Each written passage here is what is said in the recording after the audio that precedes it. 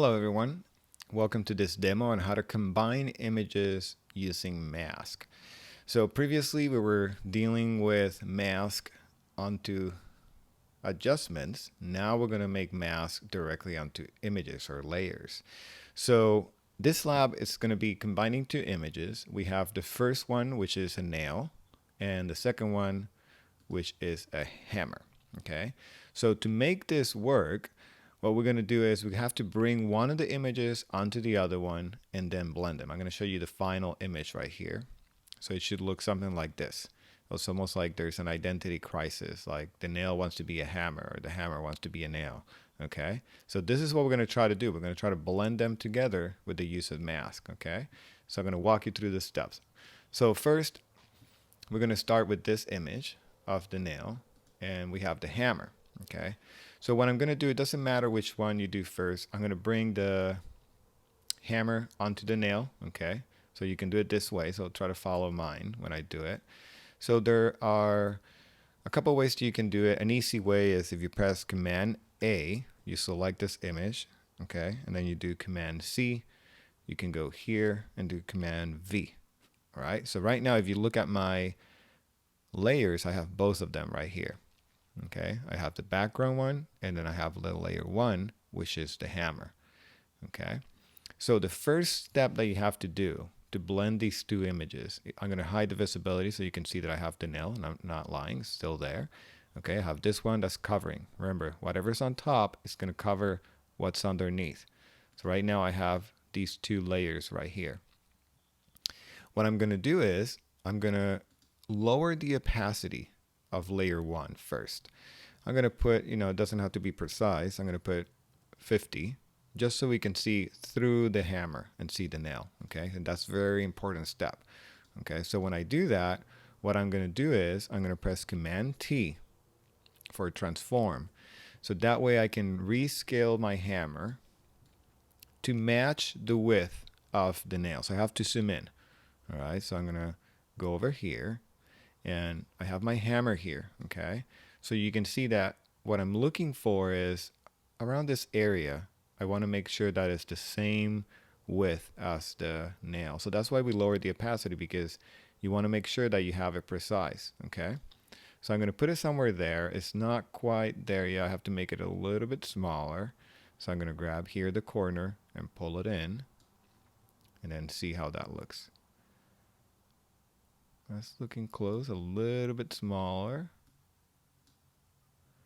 Okay, so let's see how that looks. That looks pretty good. Okay, now remember, once that you have this set up how you want it, you can move it with the arrow keys. So with my arrow keys, I'm moving it up, I'm moving it down, so you can kind of fine tune it. I think that's looking pretty good. Okay, so I have the hammer where I want it. I'm going to zoom out. Okay, and now that I have that, I'm going to approve it. You can either hit return on your keyboard, or I can click on this check mark right here. I'm going to check that.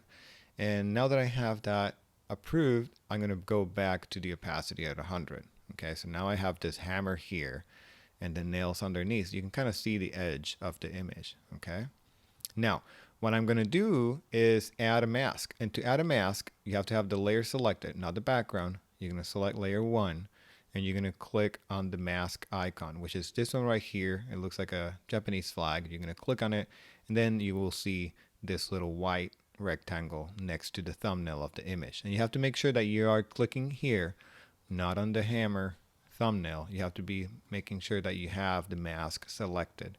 So once you have the mask selected, you can basically paint normally how we've been doing with the adjustment. So if I paint with black with the brush, I'm going to select the brush right here, and I'm going to, just for the fun of it, just so you can see, right? So it's right there, exactly how we've been doing the mask with the adjustment. So you basically hide that part. So I'm going to make my brush bigger, and I'm going to start from the edges. I'm going to start trying to blend the whites of the two images. Now you can see how I'm doing it here. I'm really careful. I'm not painting here.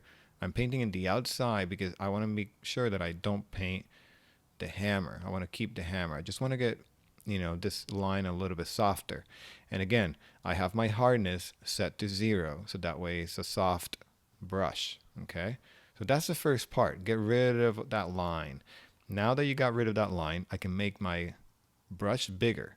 And the reason I'm making it bigger is so that transition is really smooth between the hammer and the nail. Okay, and I'm going to start painting here, and I slowly am going to start moving to the right until I get to that part that I had the same width, which is there. Look at that. Really easy, right? So let me show you what that mask looks like. So this is my mask. Well, there's a little bit that I forgot there. It doesn't really matter because there was nothing there, but I like to keep things clean. So right now I have that hammer. If I hide this, this is what's revealing. It's just that part, okay? And that's on top of the nail, so that when you look at it, it looks like they're blending together. Okay, so we can zoom in. Now, when you zoom in, you will notice any little mistakes, like this one right here. It's not quite good, so I'm going to go back here, select my brush with the B, make it smaller, and I'm going to go ahead and clean that up. Make sure I don't have that right there. And if you want, you can make sure if you need to resize it, make it bigger or smaller, but this looks pretty good. I think this looks great. So I can zoom out, and then I have my hammer nail. So that's a way of using mask to combine images. Really easy to do, right? You just blend the two images together by the use of mask. Now, the important part was that I was here on my brush. I had the hardness to 0. Okay, that's really important. The other important part is just the size of the brush. Okay, if I would have kept the size of the brush small and I would have been painting this, you would have been able to see that brush, right? So that's why I made the brush big.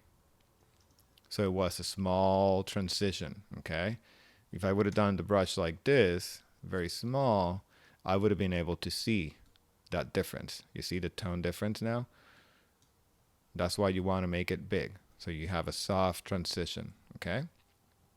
So that's the lab that you're going to do to start to learn how to combine two images with the use of mask.